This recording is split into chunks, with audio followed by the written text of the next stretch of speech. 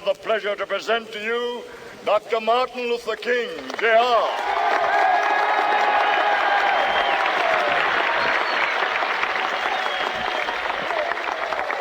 I am happy to join with you today in what will go down in history as the greatest demonstration for freedom in the history of our nation.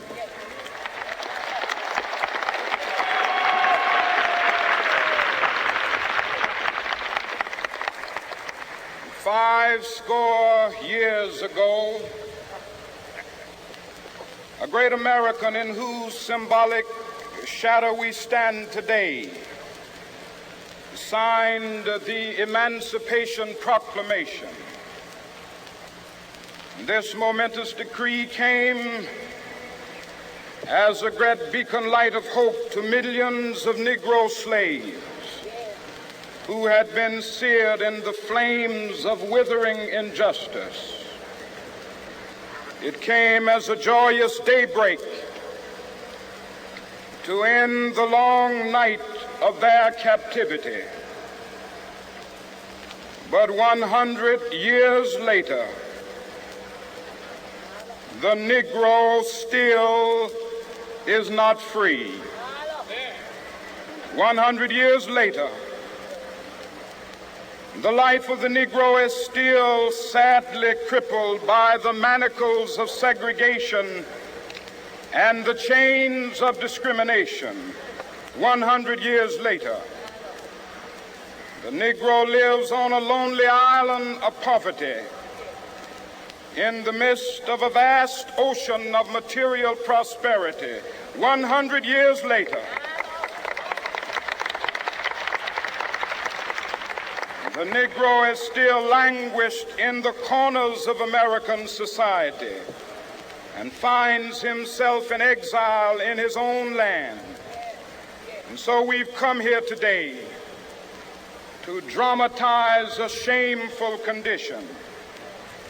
In a sense, we've come to our nation's capital to cash a check. When the architects of our republic wrote the magnificent words of the Constitution and the Declaration of Independence, they were signing a promissory note to which every American was to fall heir.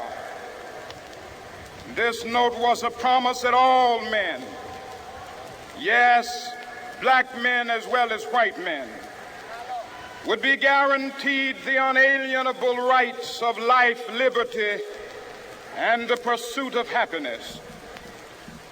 It is obvious today that America has defaulted on this promissory note insofar as her citizens of color are concerned.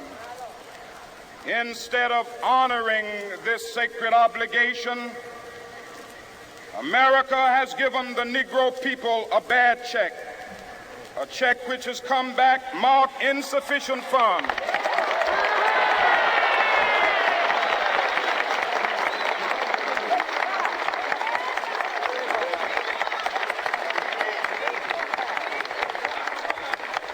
But we refuse to believe that the Bank of Justice is bankrupt. We refuse to believe that there are insufficient funds in the great vaults of opportunity of this nation. And so we've come to cash this check, a check that will give us upon demand the riches of freedom and the security of justice.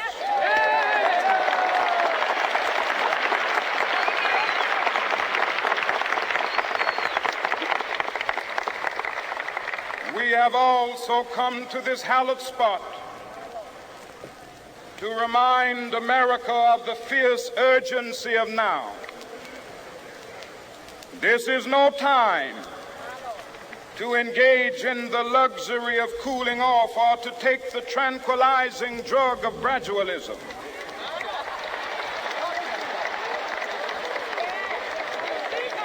Now is the time to make real the promises of democracy. Now is the time to rise from the dark and desolate valley of segregation to the sunlit path of racial justice. Now is the time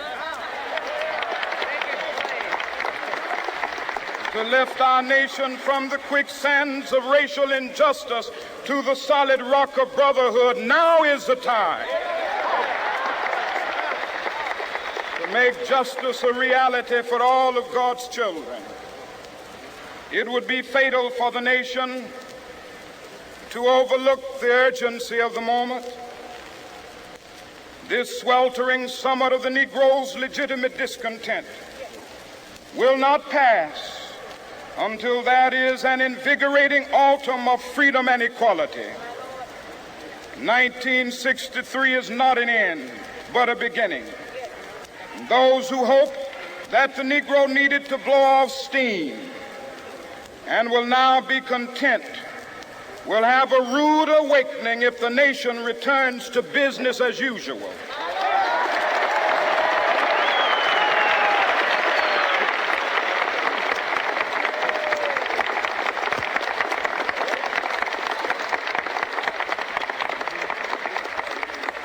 There will be neither rest nor tranquility in America until the Negro is granted his citizenship rights. The whirlwinds of revolt will continue to shake the foundations of our nation until the bright day of justice emerges. But that is something that I must say to my people who stand on the warm threshold which leads into the palace of justice. In the process of gaining our rightful place, we must not be guilty of wrongful deeds. Let us not seek to satisfy our thirst for freedom by drinking from the cup of bitterness and hatred.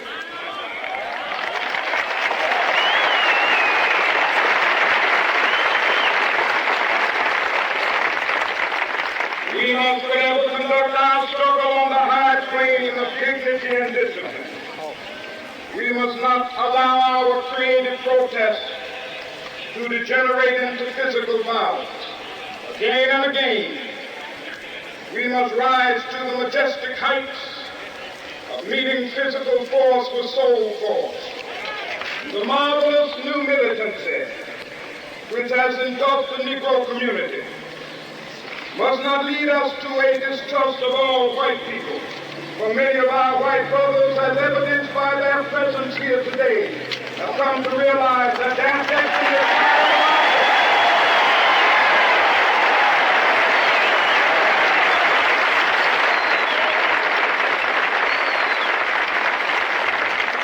they have come to realize that their freedom is inextricably bound to our freedom. We cannot walk alone. As we walk, we must make the pledge that we shall always march ahead. We cannot turn back. There are those who are asking the devotees of civil rights, when will you be satisfied?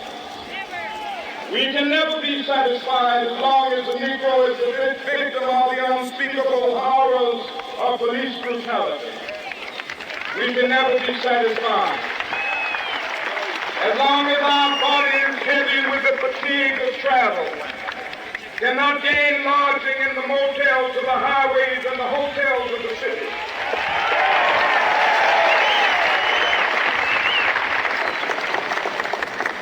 We cannot be satisfied as long as a Negro in Mississippi cannot vote and a Negro in New York believes he has nothing for which to vote.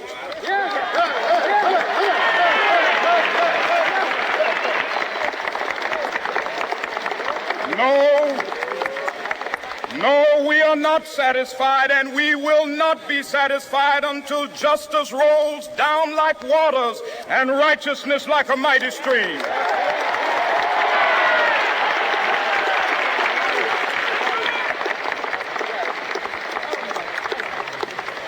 I am not unmindful that some of you have come here out of great trials and tribulations. Some of you have come fresh from narrow jail cells. Some of you have come from areas where your quest for freedom left you battered by the storms of persecution and staggered by the winds of police brutality. You have been the veterans of creative suffering.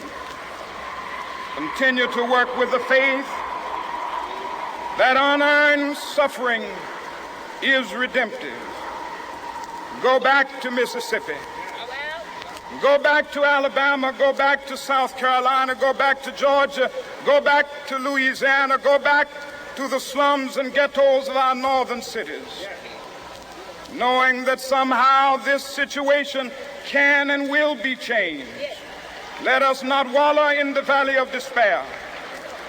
I say to you today, my friends,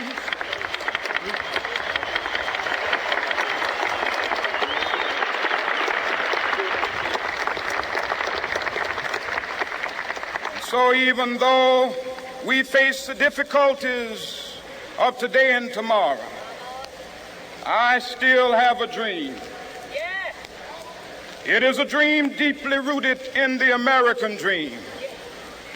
I have a dream that one day this nation will rise up and live out the true meaning of its creed. We hold these truths to be self-evident, that all men are created equal.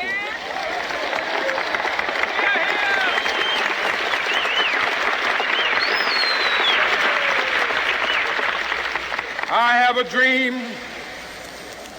that one day on the red hills of Georgia, the sons of former slaves and the sons of former slave owners will be able to sit down together at the table of brotherhood. I have a dream that one day even the state of Mississippi, a state sweltering with the heat of injustice, sweltering with the heat of oppression, will be transformed into an oasis of freedom and justice. I have a dream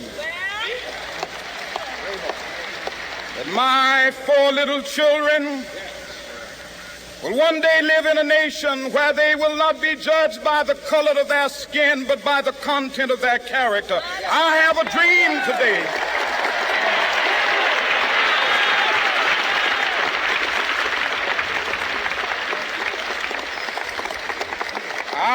a dream that one day down in Alabama, with its vicious racists, with its governor having his lips dripping with the words of interposition and nullification, one day right there in Alabama, little black boys and black girls will be able to join hands with little white boys and white girls as sisters and brothers. I have a dream today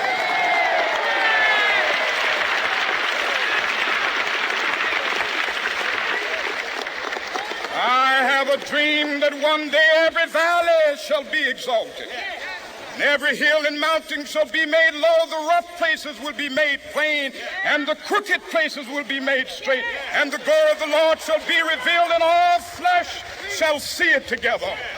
This is our hope. This is a faith that I go back to the South with. With this faith, we will be able to hew out of the mountain of despair a stone of hope. With this faith, we will be able to transform the jangling discords of our nation into a beautiful symphony of brotherhood. With this faith, we will be able to work together, to pray together, to struggle together, to go to jail together, to stand up for freedom together, knowing that we will be free one day. This will be the day when all of God's children will be able to sing with new meaning, "My country, tears of thee. Sweet land of liberty, of thee I sing. Land where my fathers died, land of the pilgrim's pride. From every mountainside, let freedom ring. And if America is to be a great nation, this must become true. And so let freedom ring From the prodigious hilltops of New Hampshire, let freedom ring.